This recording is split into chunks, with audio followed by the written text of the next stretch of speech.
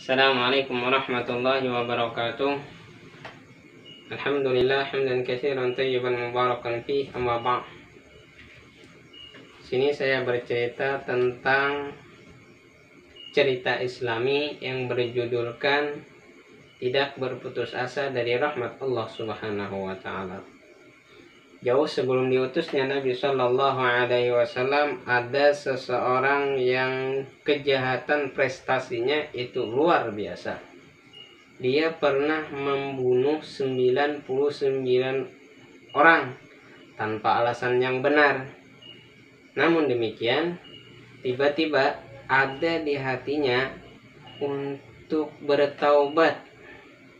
Hanya saja dia bimbang, dia bingung apakah taubatnya ini diterima.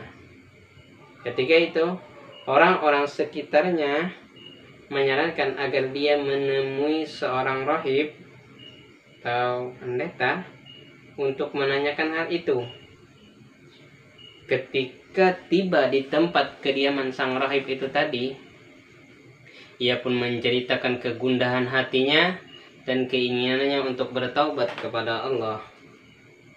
Namun si sang rahib itu berkata, "Apakah kesalahanmu?" Ketika itu ia menjawab bahwa kesalahanku ini adalah membunuh 99 orang. Kata sang rahib, "Ini tidak ada jalan lagi bagimu, tempatmu neraka." Ketika mendengar jawaban sang rahib itu, ia pun sadar bahwa kesalahannya memang begitu besar, tetapi cara sang rahib ini menyampaikan dan memvonis ia sangatlah melukai perasaannya. Walau hatinya mulai melebur dengan keinginan untuk bertaubat, tapi jiwa jahatnya itu belum benar-benar menghilang. Tanpa banyak bicara, dia mengambil pisaunya dan membunuh sang rahib itu tadi.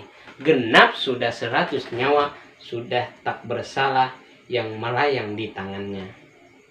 Tetapi panggilan ilahi untuk bertaubat terus mengganggu perasaannya. Hanya saja tidak tahu bagaimana cara bertaubatnya. Suatu ketika ada orang yang menyarankan untuk menemui seorang yang alim di suatu tempat, dan dia pun segera pergi ke sana. Ketika tiba di tempat tinggal sang alim, ia pun menceritakan jalan hidupnya, termasuk ketika dia menceritakan tentang hal ehwalnya. Ketika ia menceritakan 99 orang sudah kubunuh, ketika itu dia tambahi membunuh si rahib tadi. Lalu seorang alim ini menyarankan, tetap tempatmu bisa diterima taubatmu. Mungkin dalam hati si sang alim ini, mun aku kadang seandainya saya tidak mengiyakan akan taubatnya, bisa jadi saya dibunuhnya juga.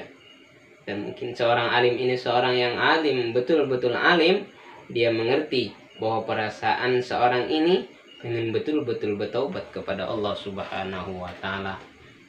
Itu saja bisa, kata seorang alim itu, dan tidak ada seorang pun yang menghalangi keinginanmu untuk bertaubat kepada Allah. Tetapi tinggalkanlah tempat tinggalmu itu, karena di sana memang kota maksiat, kata seorang alim tadi. Pergilah engkau ke kota-kota lainnya, karena banyak orang yang beribadah kepada Allah. Pergi kau ke tempat ibadah orang yang banyak beribadah. Ketika itu dia pun pergi ke kota yang banyak ibadahnya itu. Ya, insya Allah engkau akan memperoleh ampunan dari Allah dan dimudahkan jalan untuk bertaubat kepada Allah. Lelaki itu pun segera berkerangkat ke kota yang dimaksud seorang alim tadi. Akan tetapi di tengah perjalanan ketika ia menuju ke tempat ibadah, tiba-tiba kematian menjemputnya.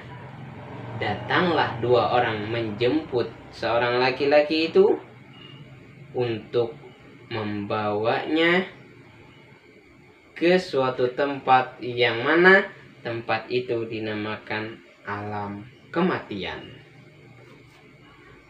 Datanglah malaikat menjemput jiwa seorang laki-laki itu, yang satu malaikat rahmat, yang kedua malaikat azab.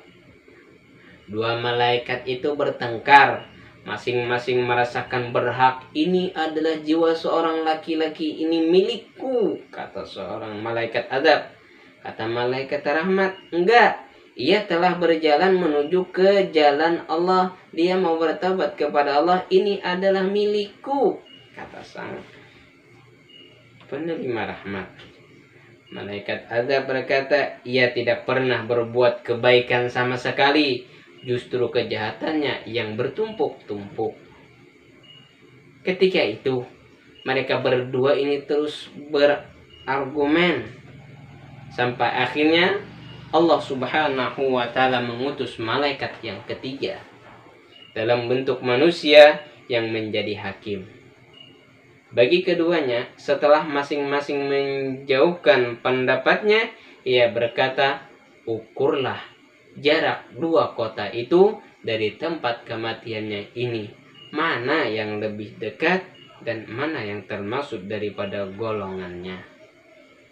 Mereka pun mengukur jaraknya, dan ternyata kota yang dituju, kota tempat ibadah dan penuh kebaikan, lebih dekat sejengkal daripada kemaksiatan yang ditinggalkannya. Maka jiwanya dibawa oleh malaikat rahmat, dan ia pun memperoleh ampunan dari Allah Subhanahu wa ta'ala. Dalam riwayat lain disebutkan, sebenarnya laki-laki itu belum jauh meninggalkan kota maksiat itu, akan tetapi rahmat Allah, kasih sayang Allah lah yang menjemput dia, sehingga dia menjadi orang daripada ahli ibadah, karena niat hatinya untuk beribadah kepada Allah. Sebesar apapun kesalahan kita, tak luput daripada dosa-dosa kita, tetapi Allah Subhanahu wa ta'ala yakinlah selalu menerima taubat kita, dan selalu ada rahmat Allah yang membuat kita lebih baik. Kesalahan apapun yang tak luput daripada kita, di sana Allah Subhanahu wa ta'ala selalu memberikan kepada kita maafnya.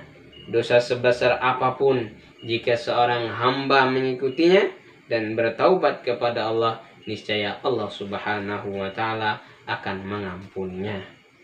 Demikian, Assalamualaikum warahmatullahi wabarakatuh.